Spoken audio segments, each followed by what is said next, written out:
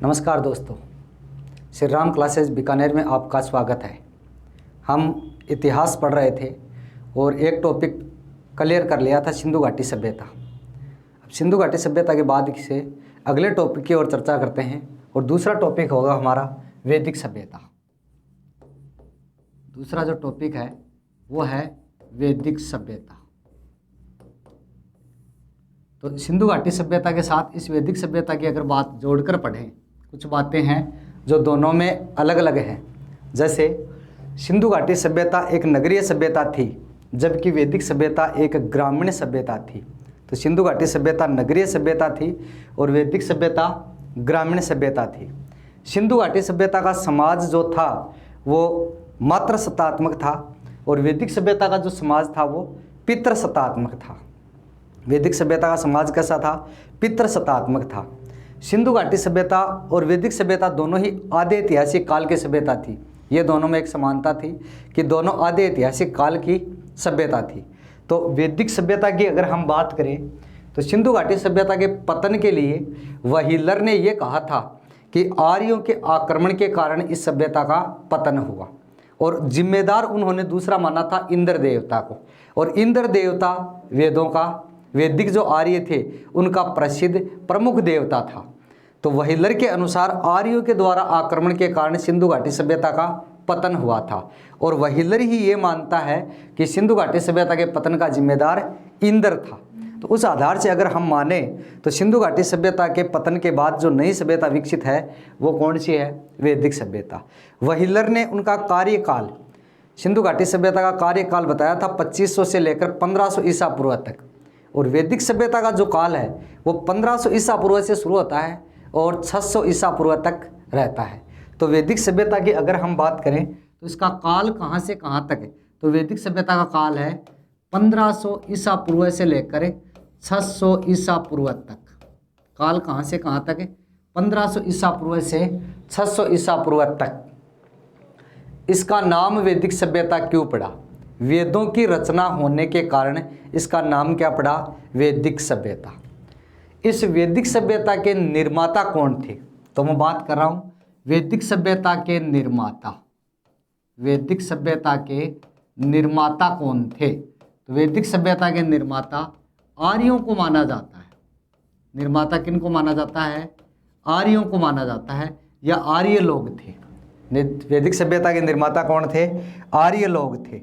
तो वैदिक सभ्यता के जो निर्माता आर्य थे, उन आर्यों के द्वारा इस वैदिक सभ्यता का निर्माण किया गया। तो आर्य कौन थे? आर्य क्या था और आर्यों का अर्थ क्या है? तो सुनना, आर्य क्या था? आर्य एक भाषाई समूह था। आर्य एक भाषाई समूह था। परीक्षा में आया हुआ प्रश्न है। आर्य क्या था? आर्य एक भाषाई समूह था। क्या था? भाषाई समूह। और किस भाषा का समूह था? तो ये यूरोप और भारतीय दोनों भाषाओं का समूह था। यूरोप का जो शब्द था वो रोपिया शब्द लिया है और भारत का भा शब्द लिया है। तो ये किस भाषा का समूह था? तो हम बोल सकते हैं ये बारोपीय भाषा का समूह था। कौन सी भाषा का समूह था? बारोपीय भाषा का समूह था। कौन सी भाषा का समूह है? बारोपीय भाषा का समूह था आर्य। बात करें अगर इनकी, तो आर्य जो थे ये समूह तो इस भाषा का था, लेकिन इन आर्यों की मूल भाषा कौन सी थी? तो आर्यों की अगर मूल भाषा की बात करें तो इनकी मूल भाषा थी संस्कृत। मूल भाषा कौन सी थी? संस्कृत थी। आर्यों की मूल भाषा कौन सी है? संस्कृत है। ध्यान रखना, आर्य एक भाषाई समूह था, लेकिन आर्यों की मूल भाषा कौन सी थी? संस्कृत थी। आर्य शब्द का अर्थ क्या होता है? तो आर्य शब्द का अर्थ, आर्य शब्द का अर्थ, आर्य शब्द का अर्थ है, आर्य शब्द का अर्थ था सभ्य, सुसंस्कृत। सभ्य, सुसंस्कृत।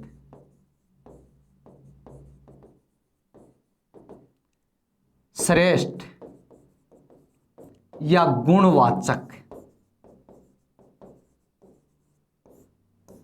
आर्य शब्द का अर्थ क्या था? आर्य शब्द का अर्थ था सभ्य, सुसंस्कृत, श्रेष्ठ या गुणवाचक।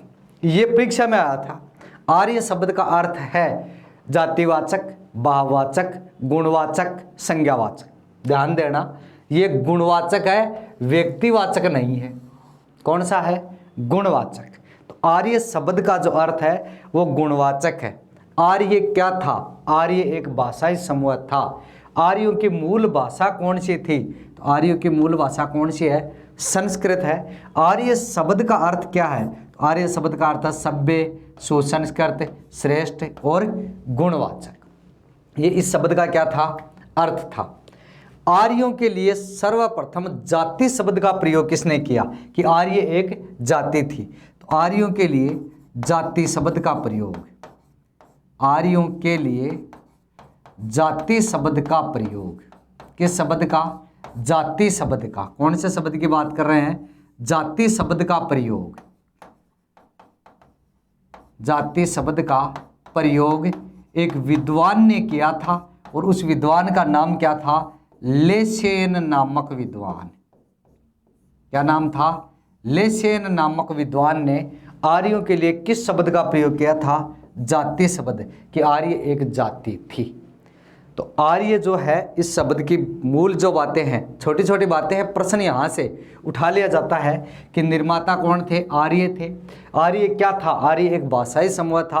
किस भाषा का समूह था? बहुरूपीय भाषा का। मूल भाषा कौन सी थी? संस्कृत थी। इसका अर्थ क्या है? सभ्य, सुसंस्कृत, श्रेष्ठ और गुणवाचक। और जो आर्य शब्द है इसके लिए जाति शब्द का प्रयोग किसने किया? तो जाति शब्द का प्रयोग लेसेन नामक विद्वान ने किया था। किसने किया था? लेसेन नामक विद्वान ने किसका प्रयोग किया था? आर्यों के लिए जाति शब्द का प्रयोग किया था। वेदों की रचना जो की गई थी तो उसके संबंध में ये सब अर्थ निकला कि आर्य कौन थे, कहाँ के थे। तो अलग अलग विद्वानों के बारे में अलग अलग मत प्रदान किया गया है। यूरोप वाले ये बताते हैं कि यूरोप के थे। मध्य एशिया का विद्वान कहता है मध्य एशिया के थे। बाल गंगाधर तिलक कहता है ये उत्तरी ध्रुव के थे। तो स्वामी दयानंद सरस्वती जी कहते हैं कि ये तिब्बत के रहने वाले थे। तो इन आर्यों के मूल स्थान के बारे में विभिन्न विद्वानों में मतभेद है और हम उनके बारे में पढ़ेंगे कि इनका मूल स्थान कौन सा था। तो ये तो है इनकी जो ऊपरी चर्चा है वो। अब आर्यों के मूल स्थान के बारे में पढ़ते हैं। तो देखना, एक तरफ मैं लिख रहा हूँ आर्यों का मूल स्थान, आर्यों का मूल स्थान, आर्यों का मूल स्थान कौन सा है। और एक तरफ लिख रहा हूं कि मानने वाले विद्वान, मानने वाले विद्वान, मानने वाले विद्वान कि जो इतिहासकार हैं वो विद्वान कौन कहाँ का स्थान मानता है। तो आर्यों के मूल स्थान के बारे में सबसे पहले यूरोप मानने वाले विद्वान कौन कौन है? कि आर्यों का मूल स्थान यूरोप था। ये बात मानने वाले विद्वान कौन कौन है? तो नाम सुनना। एक विद्वान का नाम था सेसिटो, सेसिटो, पेंकाहरट, पेंकाहरट, पीगाइल्स, पीगाइल्स,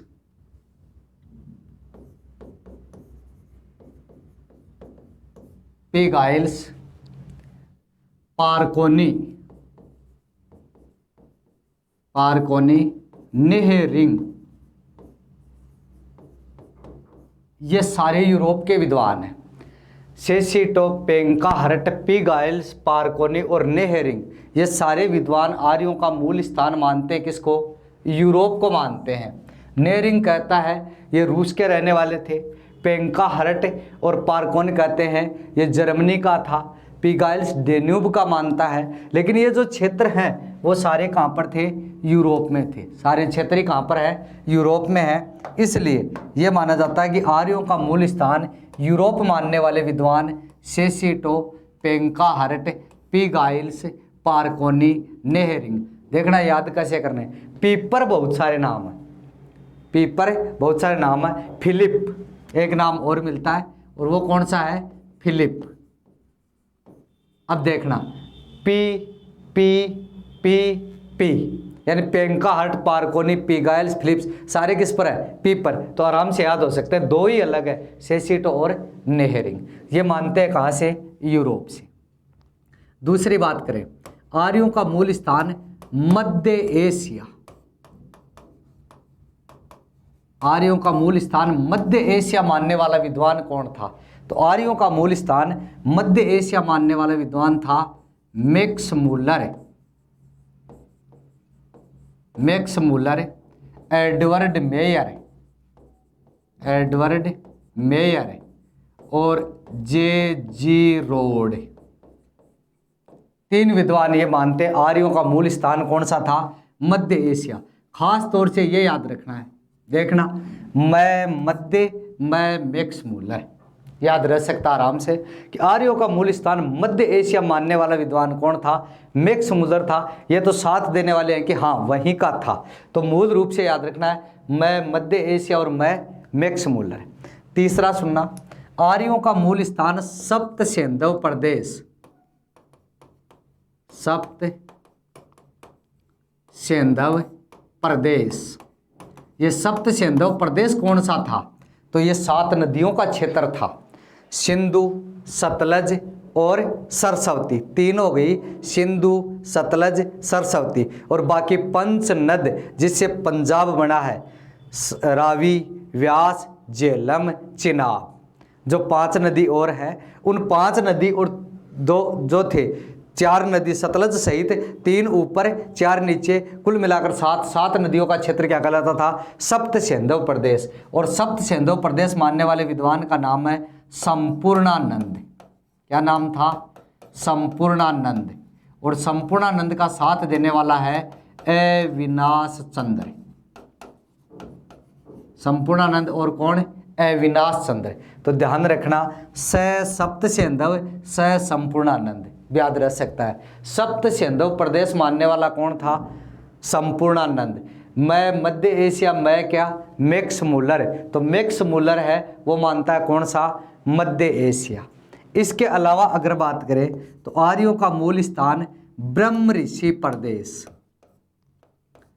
ब्रह्म ऋषि प्रदेश, और ब्रह्म ऋषि प्रदेश मानने वाले विद्वान का नाम था गंगानाथ झा।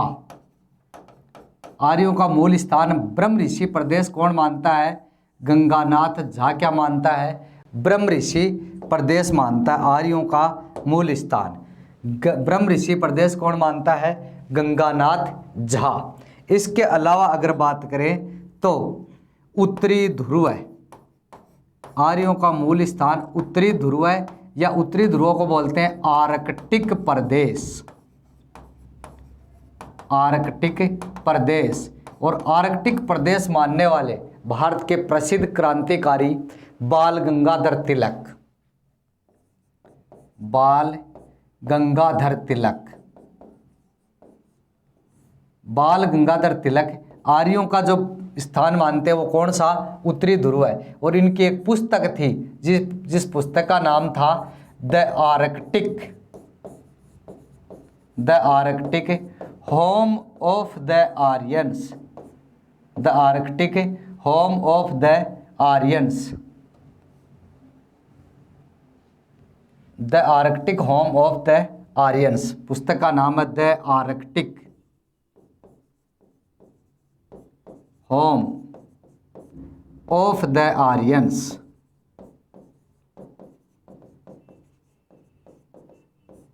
अब देखना, पुस्तक से सीधा पता चलता है the Arctic home of the Aryans, आर्यों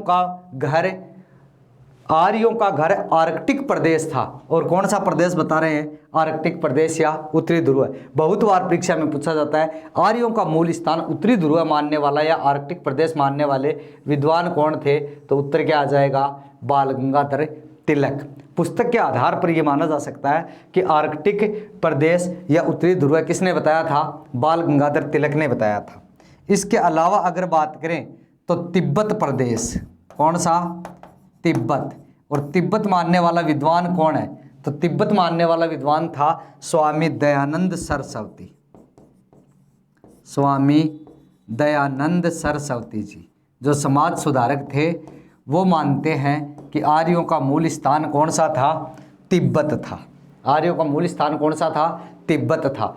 दयानंद जी सरस्वती जी ने अपने गुरु विरजानंद से वेदों की शिक्षा प्राप्त की थी और इन्होंने एक नारा दिया था, वेदों की ओर लौटो, न कि वैदिक सभ्यता की ओर। तो वेदों की ओर लौटने की बात किसने कही थी?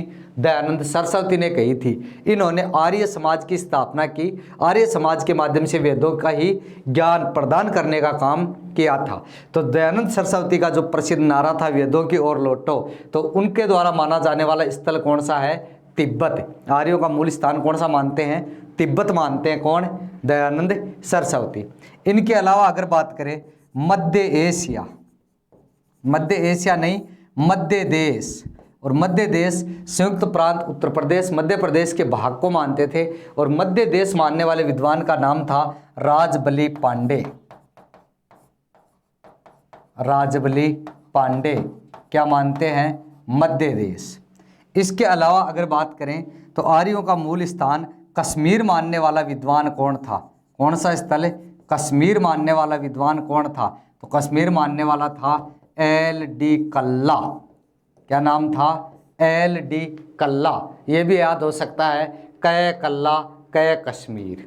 कश्मीर मानने वाला कौन? एल.डी. कल्ला। इसके अलावा और भी विद्वान हैं, जैसे आर्यों का मूल स्थान मुल्तान प्रदेश।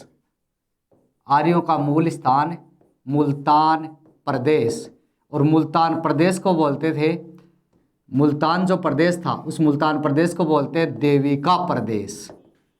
मुल्तान प्रदेश को क्या बोलते हैं? देविका प्रदेश। और देविका प्रदेश मानने वाला D.S. त्रिदेव। कौन था? D.S. त्रिदेव। तो ये भी याद हो सकता है, देविका, और देविका कौन सा? मुल्तान प्रदेश। तो आर्यों का मूल स्थान मुल्तान प्रदेश मानने वाला कौन? D.S. त्रिदेव था। आर्यों का मूल स्थान NCERT जो है वो कौन सा क्षेत्र मानती है? तो NCERT के अनुसार आर्यों का मूल स्थान था आल्पस पर्वत। कौन सा था? आल्पस पर्वत। किसके अनुसार माना जाता है? NCERT के अनुसार माना जाता है। अब ये 8-10 है, जिनमें से मुख्य रूप से याद कौन कौन से रखने देखना। एक तो ये सबसे ज़्यादा परीक्षा में पूछा जाता है, कौन सा? मध्य एशिया। दूसरा ये सर्वाधिक पूछा जाता है, सप्त सिंधु प्रदेश। तीसरा ये पूछा जाता है उत्तरी ध्रुव है। और चौथा कौन सा? तिब्बत वाला। तो 4 तो याद करने ही करने हैं। मैं मध्य एशिया, मैं मैक्स मूलर, स सप्त सिंधु, स संपूर्णानंद। 2 तो अपने आप याद होते हैं। और उत्तरी ध्रुव मानने वाले तिलक जी थे और तिब्बत मानने वाले सरस्वती जी थे। तो सरस्वती जी और तिलक जी इनके स्थलों को मानते हैं। सरस्वती जी का है तिब्बत और तिलक जी का कौन सा है? उत्तरी ध्रुव है। इसके अलावा अगर NCERT की बात जरूर याद रखनी है, NCERT के अनुसार कौन सा था? तो NCERT के अनुसार कौन सा था? NCERT मानती है कौन सा स्थल है? आल्पस पर्वत। NCERT कौन सा मानती है? आल्पस पर्वत। ये भी ध्यान में रखना है। तो ये आर्यों के मूल स्थान से संबंधित बात थी। आर्य शब्द का अर्थ है गुणवाचक। आर्यों की भाषा संस्कृत थी। भाषाई समूह कौन सा था? तो भारोपीय भाषा का समूह था। तो इससे आगे की चर्चा करते हैं कि इनके अलावा कोई बात थी क्या। तो सुनना, बात कर रहा हूँ मैं वैदिक सभ्यता की। पढ़ क्या रहे थे हम? वैदिक सभ्यता ही पढ़ रहे हैं। और वैदिक सभ्यता में ही आर्यों के मूल स्थान की बात की है। इस वैदिक सभ्यता का जो टोटल काल था वो 1500 से लेकर 600 ईसा पूर्व का था। 1500 से 600 ईसा पूर्व था। कितना था? 1500 से 600 ईसा पूर्व। और इस वैदिक सभ्यता को 2 भागों में विभाजित किया गया है। कितने भागों में? 2 भागों में विभाजित किया गया है। नंबर 1, इसका जो नाम है पूर्व वैदिक काल। पूर्व वैदिक काल, या इसी का दूसरा नाम बोल दूं ऋग्वैदिक काल। कौन सा काल? ऋग्वैदिक काल। और ये जो ऋग्वैदिक काल था, इस ऋग्वैदिक काल का समय कितना था? तो इस ऋग्वैदिक काल का समय है 1500 से लेकर 1000 ईसा पूर्व तक। कितना था? 1500 से लेकर 1000 ईसा पूर्व तक पूर्व वैदिक काल, या इसे क्या बोलते हैं? ऋग्वैदिक काल। क्यों? क्योंकि इस काल में केवल एक ही वेद की रचना हुई थी। कौन से की? ऋग्वेद की। ऋग्वेद की रचना होने के कारण नाम क्या दे दिया? ऋग्वेदिक काल। और बाकी वेदों से पहले, इसलिए नाम क्या है? पूर्व वैदिक काल। दूसरा जो नाम था वो है उत्तर वैदिक काल। क्या नाम है? उत्तर वैदिक काल। और उत्तर वैदिक काल की जो समय है वो है 1000 से 600 ईसा पूर्व है। कब से? ये देखो 1500 से 1000, ये 1000 से 600, कुल कितना? 1500 से 600 ईसा पूर्व है। तो ये जो काल निर्धारण है, बंटवारा है, ये किसने किया? तो पहला प्रश्न ये बना, इस वैदिक सभ्यता का काल निर्धारण। तो मैं यहां लिख रहा हूं काल निर्धारण। काल निर्धारण किसने किया था? काल निर्धारण किया था विंटरनित्ज ने। विंटरनित्ज नामक विद्वान ने क्या किया था? काल निर्धारण किया था। क्या किया था? काल निर्धारण विंटरनित्ज ने किया था। विंटरनित्ज ने इसका क्या किया था? काल निर्धारण। और वो काल निर्धारण कितना है? 1500 से 1000 ईसा पूर्व है, और 1000 से 600 ईसा पूर्व है, और कुल कितना है? 1500 से 600 ईसा पूर्व है। अब इन दोनों में पूरे साहित्य की बात करेंगे कि वैदिक साहित्य में कौन कौन सी चीजें हैं। तो ध्यान देना, इस काल में केवल एक वेद की रचना हुई है। किसकी? केवल एक वेद की। और वो वेद कौन सा है? केवल ऋग्वेद की रचना। किसकी रचना? ऋग्वेद की रचना। केवल ऋग्वेद की रचना किस काल में हुई? ऋग्वेदिक काल में हुई। वेद कितने थे? 4। तो बाकी जो वेदों की रचना किस काल में हुई? तो यहां मैं लिखूं अन्य 3 वेदों की रचना। अन्य 3 वेदों की रचना। 3 वेदों की रचना किस काल में हुई? तो अन्य 3 वेदों की रचना होती है उत्तर वैदिक काल में। कौन से काल में? उत्तर वैदिक काल में। वो 3 वेद कौन कौन से हैं? तो इसके बाद की अगर बात करें तो सामवेद होगा, और इसके बाद अगर दूसरा वेद की बात करूं तो यजुर्वेद होगा, और अगर तीसरे वेद की बात करें तो अथर्ववेद होगा। कौन सा होगा? अथर्ववेद होगा। तो 3 वेद हो गए। कौन कौन से? सामवेद 1, यजुर्वेद 2 और अथर्ववेद 3। अन्य 3 वेदों की रचना किस काल में? उत्तर वैदिक काल में। वेदों की कुल संख्या कितनी है? 4। ऋग्वेद 1 जो पहले हो गया, दूसरे नंबर का कौन सा आ जाएगा? सामवेद, तीसरे नंबर का यजुर्वेद, और चौथे नंबर का अथर्ववेद। क्रम भी यही है। क्रम पूछ लेते, वेदों का क्रम बताइए, तो वेदों का क्रम यही है। सबसे पहले ऋग्वेद आएगा, फिर सामवेद आएगा, फिर यजुर्वेद आएगा, और फिर कौन सा आएगा? अथर्ववेद। और किस किस की रचना हुई? तो इसके अलावा और रचना है ब्राह्मण ग्रंथों की रचना। किसकी रचना? ब्राह्मण ग्रंथों की रचना। ब्राह्मण ग्रंथों की रचना। इसके अलावा आरण्यकों की रचना। आरण्यक ग्रंथों की रचना। और इसके अलावा ही उपनिषदों की रचना। उपनिषदों की रचना।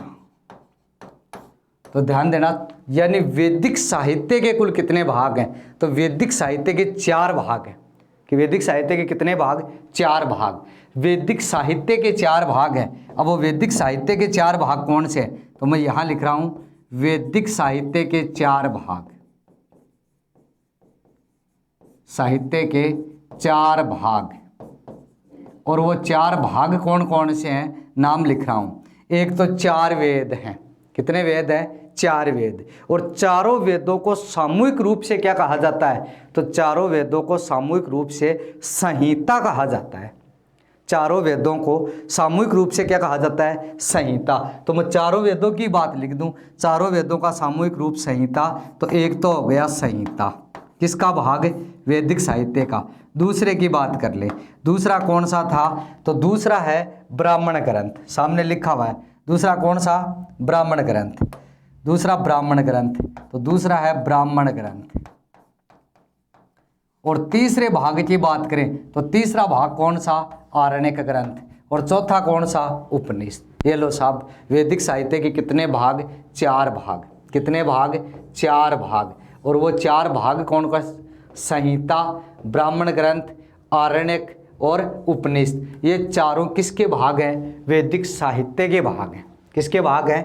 वैदिक साहित्य के। तो ध्यान देना कि वैदिक सभ्यता को 2 भागों में बांटा है, 600 से 1500 से 600 टोटल ऋग्वेद पूर्व वैदिक काल, 1500 से 1000 उत्तर वैदिक काल, 1000 से 600 ईसा पूर्व है। और इसमें एक वेद की रचना पूर्व वैदिक काल में हुई, अन्य 3 वेदों की रचना, ब्राह्मण ग्रंथों की रचना, उपनिषदों की रचना, आरण्यकों की, सबकी रचना कौन से में है? उत्तर वैदिक काल में। तो सीधा प्रश्न आएगा निम्नलिखित में से वैदिक साहित्य का भाग नहीं है। तो ध्यान देना ये 4 तो हैं, संहिता यानी चारों वेदों का समूह है, ब्राह्मण ग्रंथ, आरण्यक और उपनिषद तो हैं। इसके अलावा वेदांग डाल देगा, पुराण नाम डाल देगा, वो कौन से होंगे? वैदिक साहित्य के भाग नहीं होंगे। बात समझ में आई? तो अब इसके बाद हम इन सब की चर्चा करते एक एक की। सबसे पहले चारों वेदों की बात पढ़ें तो वेद शब्द से शुरू करते हैं कि वेद क्या था। आगे चले, ये लो जी, सबसे पहले लिख रहे हैं वेद। वेद, वेद शब्द का अर्थ क्या होता है? वेद शब्द का अर्थ होता है ज्ञान या जानना। वेद शब्द का अर्थ, शब्द का अर्थ, और वेद शब्द का अर्थ है ज्ञान या जानना। ज्ञान या जानना किसका अर्थ है? वेद शब्द का अर्थ है। वेद शब्द का अर्थ है ज्ञान या जानना। तो वेद शब्द का अर्थ तो ज्ञान या जानना है। वेदों को क्या कहा जाता है? वेदों को श्रुति कहा जाता है। वेदों को श्रुति कहा जाता है। क्या कहा जाता है? श्रुति। वेदों को श्रुति कहा जाता है, जिनको सुनकर याद किया जाता था। वेदों को श्रुति या अपौरुषेय भी कहा जाता है। अपौरुषेय भी कहा जाता है। श्रुति या अपौरुषेय कहा जाता है किनको? वेदों को। वेदों का संकलन किसने किया? तो ध्यान देना, वेदों का संकलन करता, वेदों का संकलन करता कौन था? तो वेदों का संकलन करता था महर्षि वेदव्यास। महर्षि वेदव्यास जी क्या थे? वेदों का संकलन करने वाले थे, जिनका वास्तविक नाम कृष्णद्वैपायन था और बद्रीनाथ में रहने के कारण बादरायण भी कहा जाता है। वेदों का संकलन किसने किया? महर्षि वेदव्यास जी ने वेदों का संकलन किया था। ठीक, संकलन करता है। वेदों की संख्या कितनी है? तो वेदों की संख्या है 4। वेदों की संख्या का क्रम, मैं क्रम ही लिख रहा हूं, वेदों की संख्या का क्रम। तो संख्या तो कितनी है? 4 है। अब इनका क्रम लिख रहा हूं। सबसे पहले कौन सा वेद? ऋग्वेद। और ऋग्वेद के बाद में कौन सा वेद आया? सामवेद। और सामवेद के बाद में कौन सा है? यजुर्वेद। और यजुर्वेद के बाद में कौन सा है? अथर्ववेद। कौन सा वेद है? अथर्ववेद। तो 4 वेद हैं, ऋग्वेद, सामवेद, यजुर्वेद, अथर्ववेद। चारों वेदों का ये क्या है? क्रम है। चारों वेदों का क्रम। सबसे पहले इसकी रचना हुई, एक वेद की रचना होती है ऋग्वेदिक काल या पूर्व वैदिक काल में। इसकी रचना किस काल में हुई? पूर्व वैदिक काल में। यानी मैं ये बोल दूं कि इसकी रचना सबसे पहले हुई 1500 से 1000 के मध्य। कब से? 1500 से 1000 के मध्य। अन्य 3 वेदों की रचना कब हुई? तो इनकी रचना होती है उत्तर वैदिक काल में। कौन से काल में हुई? उत्तर वैदिक काल में। और उत्तर वैदिक काल का अगर समय बात करें तो 1000 से 600। समय का निर्धारण किसने किया? तो विंटरनित्ज नामक विद्वान ने इस काल का निर्धारण किया था। तो ये 4 वेदों की बात हो गई। अब मैं ये बोल रहा था कि चारों वेदों का सामूहिक रूप क्या कहलाता है? तो चारों वेदों का सामूहिक रूप कहलाता संहिता। यहाँ लिख रहा हूँ, ध्यान देना। चारों वेदों का सामूहिक रूप किसका? चारों वेदों का सामूहिक रूप। चारों वेदों को सामूहिक रूप से,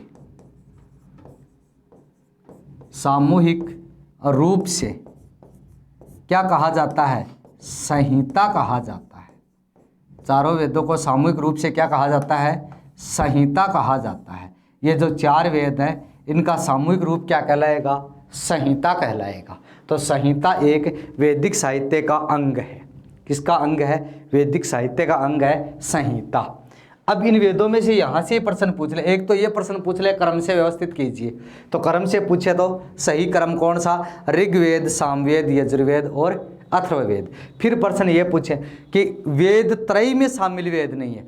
देखो इसमें देवताओं से संबंधित बात है, इसमें देवताओं से संगीत से संबंधित है, इसमें देवताओं के यज्ञ से संबंधित बात है। पहले में तो देवताओं की प्रार्थना से संबंधित स्तुति है, जैसे गायत्री मंत्र वगैरह। दूसरे में सामवेद में यानी देवताओं के लिए जो वाद्य यंत्र बजाए जाते हैं, जो आरती वगैरह के समय काम में लिया जाता है, तो संगीत से संबंधित सामवेद, और यज्ञ से संबंधित कौन सा? यजुर्वेद। उपर्युक्त 3 वेद यानी पहला, दूसरा, तीसरा, यानी प्रथम 3 वेदों को मैं यहाँ ये लिख दूं कि प्रथम 3 वेद, प्रथम 3 कौन कौन से? ये 3 प्रथम 3 वेदों को वेद त्रयी कहते हैं। क्या कहते हैं? वेद त्रयी। प्रथम 3 वेदों को क्या कहते हैं? वेद त्रयी। कौन से वेद हैं? प्रथम 3 वेद। और प्रथम 3 वेद की अगर बात करूं तो 1, 2, 3, प्रथम 3 वेदों को वेद त्रय कहा जाता है। जबकि वेद त्रय में कौन सा वेद शामिल नहीं है? तो वेद त्रय में शामिल नहीं है, वेद त्रय में शामिल नहीं है, नहीं है। कौन सा वेद नहीं है? अथर्ववेद वेद त्रय में शामिल नहीं है, अथर्ववेद वेद त्रय में शामिल नहीं है। और बाकी 3 वेद किस में शामिल हैं? वेद त्रय में शामिल है। तो सीधा प्रश्न पूछते हैं वेद त्रय में शामिल वेद नहीं है, तो उत्तर क्या आएगा? अथर्ववेद। चारों वेद दिए जाएंगे, चारों में से एक को छांटना होगा, तो किसको छांटना? अलग से अथर्ववेद को छांटना है कि ये वेद त्रय में शामिल नहीं है। बात समझ में आई? आगे चलते हैं कि आगे जो बात वेदों की हो गई, तो हमने क्या क्या पढ़ा कि वैदिक सभ्यता के निर्माता कौन थे, आर्यों के बारे में, आर्यों का मूल स्थान कौन सा था, और वैदिक सभ्यता का काल जो विभाजन था किसने किया, और फिर पढ़ा वेद क्या है। अब हम प्रत्येक वेद के बारे में जानकारी प्राप्त करेंगे। तो सबसे पहले कौन सा वेद है? ऋग्वेद। तो ऋग्वेद के बारे में चर्चा करें तो सबसे पहले वेद है ऋग्वेद। ऋग्वेद, ऋग्वेद की रचना 1500 से 1000 के बीच में हुई थी। 1500 से 1000 ईसा पूर्व के मध्य हुई थी, इसलिए सबसे पहले रचना हुई। अतः सर्वप्रथम रचना होने के कारण इसे प्राचीन वेद या आदि वेद भी कहा जाता है। क्या नाम दे दिया? प्राचीन वेद, या इसका ही दूसरा नाम आदि वेद। ऋग्वेद की रचना सबसे पहले होने के कारण इसे प्राचीन वेद या आदि वेद के नाम से जाना जाता है। ऋग्वेद में क्या है? ऋग्वेद में देवताओं से संबंधित स्तुति का आकलन किया गया है। देवताओं से संबंधित स्तुति या प्रार्थना का संकलन कौन से वेद में है? ऋग्वेद में। तो यहां मैं लिखूं देवताओं से संबंधित, देवताओं से संबंधित प्रार्थना का, या ये बोल दूं स्तुति का संकलन है।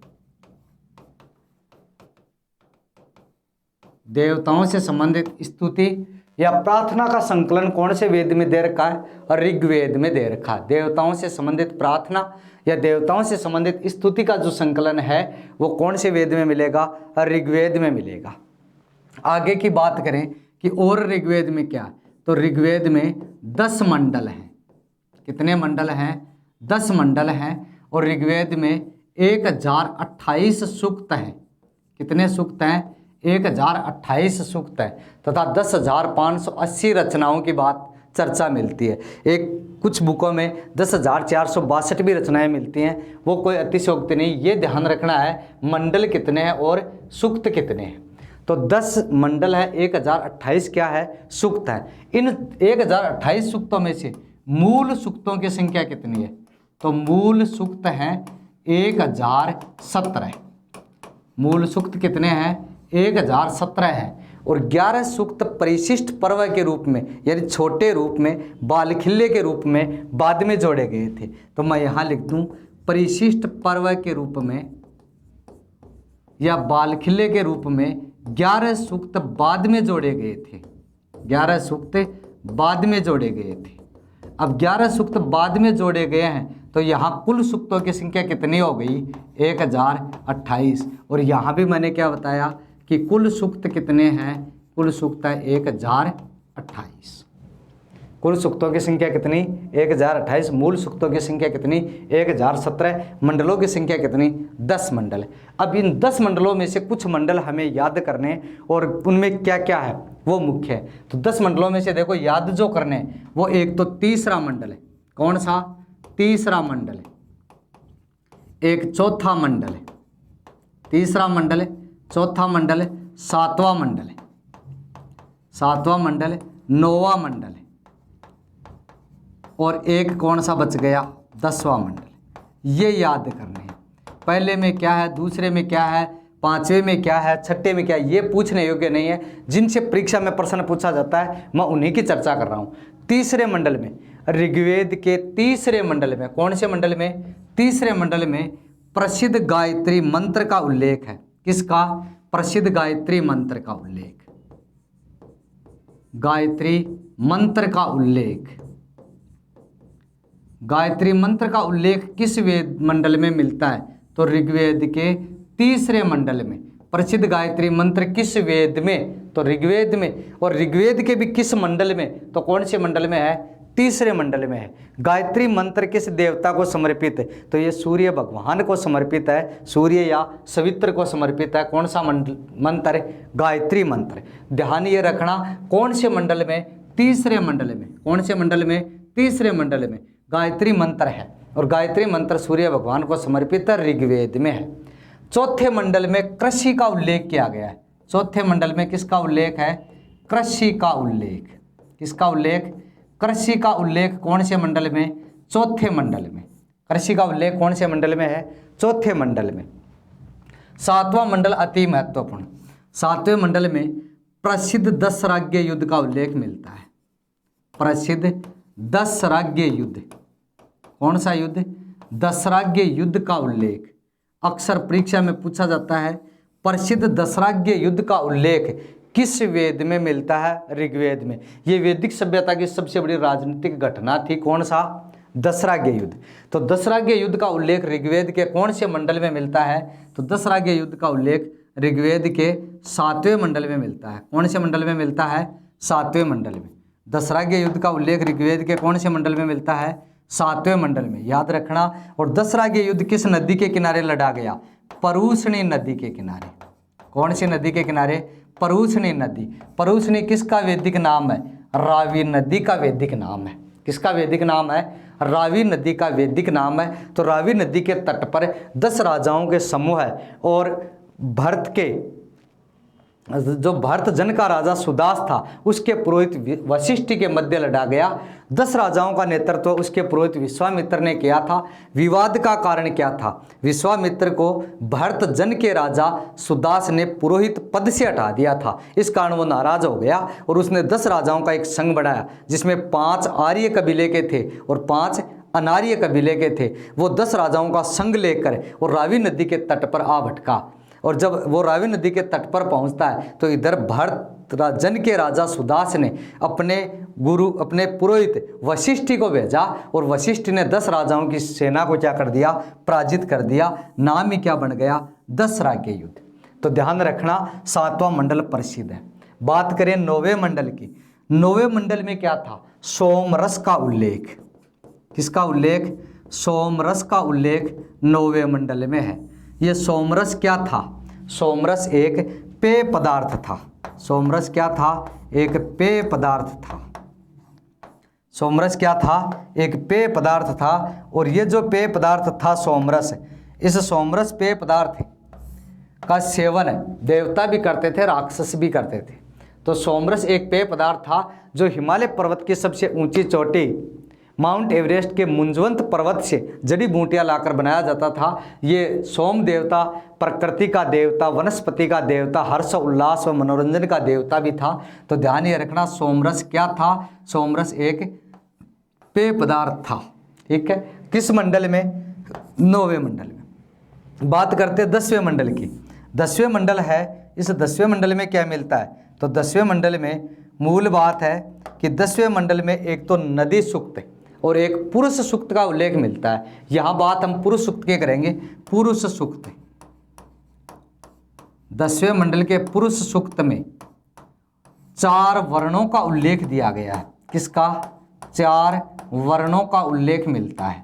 तो वर्णों का सबसे पहले उल्लेख किस वेद में मिला? तो चारों वर्णों का उल्लेख ऋग्वेद के 10वें मंडल के पुरुष सूक्त में मिलता है। और पुरुष सूक्त में यह कहा गया है कि एक ऋषि महात्मा के शरीर से 4 वर्णों का जन्म हुआ। एक ऋषि महात्मा के शरीर से 4 वर्णों का जन्म हुआ। मुख से जिनका जन्म हुआ ब्राह्मण कहलाए, भुजाओं से जिनका जन्म हुआ क्षत्रिय कहलाए, पेट से जिनका जन्म हुआ वैश्य कहलाए, और पैरों से जिनका जन्म हुआ शूद्र कहलाए। तो 4 वर्णों का प्रथम उल्लेख है वो कौन से मंडल में मिलता है? 10वें मंडल में मिलता है। और वो 4 वर्णों का क्रम है, मुख से जिनका जन्म वो क्या कहलाए? ब्राह्मण। भुजाओं से जिनका जन्म, ये एक ऋषि महात्मा के मुख से जन्म है। भुजाओं से जिनका जन्म हुआ या बाहों से जिनका जन्म हुआ वो क्या कहलाए? क्षत्रिय कहलाए थे। और पेट से जिनका जन्म हुआ वो क्या कहलाए? वैश्य वर्ण कहलाए थे। और पैरों से जिनका जन्म हुआ वो क्या कहलाए? शूद्र। अब इनका भी क्रम पूछ ले तो यही है, ब्राह्मण क्षत्रिय वैश्य और शूद्र। ब्राह्मण क्षत्रिय वैश्य और शूद्र। और ये उल्लेख कौन से मंडल में मिलता है? तो ये चारों जो उल्लेख है वो कौन से मंडल में मिलता है? 10वें मंडल में मिलता है। इसके अलावा और ऋग्वेद में क्या क्या था? तो अगर आगे की चर्चा करें तो ऋग्वेद में अस्तो मा सद्गमये, अस्तो मा सद्गमये जो वाक्य है प्रार्थना का, ये वाक्य कहाँ से लिया गया? तो अस्तो मा सद्गमये ऋग्वेद से लिया गया है। कहाँ से लिया गया है? ऋग्वेद से लिया गया है। अस्तो मा सद्गमये वाक्य कहाँ से लिया गया है? ऋग्वेद से लिया गया है। दूसरी बात, एकम सद विप्रा बहुधा वदंती, एकम सद विप्रा बहुधा वदंती, एकम सद विप्रा बहुधा वदंती वाक्य कहाँ से लिया गया है? तो ये वाक्य भी कहाँ से लिया गया है? ऋग्वेद से। जिसका शाब्दिक अर्थ क्या है कि सत्य एक है, विद्वान उसकी अलग अलग प्रकार से व्याख्या करते हैं। एकम सद विप्रा, ये एकम सद का मतलब सत्य एक है, विप्रा बहुधा वदंती विद्वान उसका अलग अलग रूप से व्याख्या करते हैं, बहुत सारी व्याख्या करते हैं। तो ये सब वाक्य भी कहाँ से लिया गया है? ये भी ऋग्वेद से लिया गया है। कहाँ से लिया गया है? ऋग्वेद से लिया गया है। प्रत्येक वेद के ब्राह्मण ग्रंथ थे। प्रत्येक वेद के क्या थे? ब्राह्मण ग्रंथ। तो मैं यहाँ लिख रहा हूँ ऋग्वेद के ब्राह्मण ग्रंथ, ऋग्वेद के ब्राह्मण ग्रंथ। अब ऋग्वेद के ब्राह्मण ग्रंथ कौन कौन से थे? तो ऋग्वेद के ब्राह्मण ग्रंथ हैं ऐतरेय और कौशितकी। कौन कौन से हैं? ऐतरेय और कौशितकी।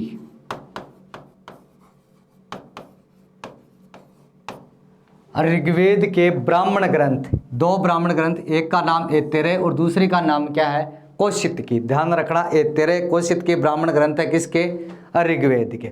ऐतरेय ब्राह्मण ग्रंथ में चारों वर्णों के कर्तव्यों का उल्लेख दे रखा है। जो 4 वर्ण लिखे ना, ब्राह्मण क्या करेंगे, क्षत्रिय क्या करेंगे, वैश्य क्या करेंगे और शूद्र क्या करेंगे। ब्राह्मणों का काम था शासन का संचालन करना। किसमें लिखा गया है? ऐतरेय ब्राह्मण ग्रंथ में। क्षत्रियों का काम था उनके पीछे सेना का काम करना, यानी सेना में भर्ती कौन थे? क्षत्रिय थे, रक्षा करने का काम क्षत्रियों का था। वैश्यों का काम था व्यापार करना और खेती करना। व्यापार करना और खेती करना, कृषि करना किनका था? वैश्य वर्ण का। और शूद्र वर्ण का जो काम था वो कौन सा था? सेवा करना, यानी उपर्युक्त 3 वर्णों की सेवा करना इनका प्रमुख काम था। तो एक तो ये ध्यान रखना 2 ब्राह्मण ग्रंथ, और एक ध्यान रखना ऋग्वेद ब्राह्मण ग्रंथ के अलावा इसके मंत्रों का उच्चारण करता है, यानी ऋग्वेद के मंत्रों का उच्चारण करता, मंत्रों का उच्चारण करता क्या कहलाता था? तो मंत्रों का उच्चारण करता होता या होत्र कहलाता था। होता या होत्र। ऋग्वेद के मंत्रों का, किस वेद की बातें कर रहे हैं हम? ऋग्वेद की। तो ऋग्वेद के मंत्रों का उच्चारण करता होता या होत्र कहलाता था। प्रत्येक वेद का एक उपवेद था। तो मैं यहाँ लिखूं ऋग्वेद का उपवेद कौन सा था? तो ऋग्वेद का उपवेद था आयुर्वेद। ऋग्वेद का उपवेद कौन सा था? आयुर्वेद। ये 3 बातें प्रत्येक वेद की पढ़ेंगे हम। तो मंत्रों का उच्चारण करता क्या कहलाता था? होतर या होता। और उपवेद कौन सा था? आयुर्वेद था। एक बात ध्यान रखना, मैं यहाँ एक शब्द लिख रहा हूँ, यानी वेदों के मंत्रों का, क्योंकि प्रत्येक वेद के मंत्रों के उच्चारण करने वाले हैं, तो यहाँ लिख रहा हूँ वेदों के मंत्रों का उच्चारण करता क्या कहलाता था? तो वेदों के मंत्रों का उच्चारण करता ऋत्विक कहलाता था। क्या कहलाता था? ऋत्विक। क्या कहलाता था? ऋत्विक। तो मैं यहाँ ये बोल दूं ऋग्वेद का ऋत्विक, ऋग्वेद का ऋत्विक कौन था? होतर। ऋग्वेद का ऋत्विक कौन था? होतर था। तो ये इतनी बातें हमने आज केवल एक वेद की पढ़ी हैं कि ऋग्वेद। बाकी जो हैं यजुर्वेद, सामवेद, अथर्ववेद, अगली पार्ट में हम इन्हीं की चर्चा करेंगे। जरूर पढ़िए, ध्यान से पढ़िए और देखिए। ठीक है दोस्तों, धन्यवाद।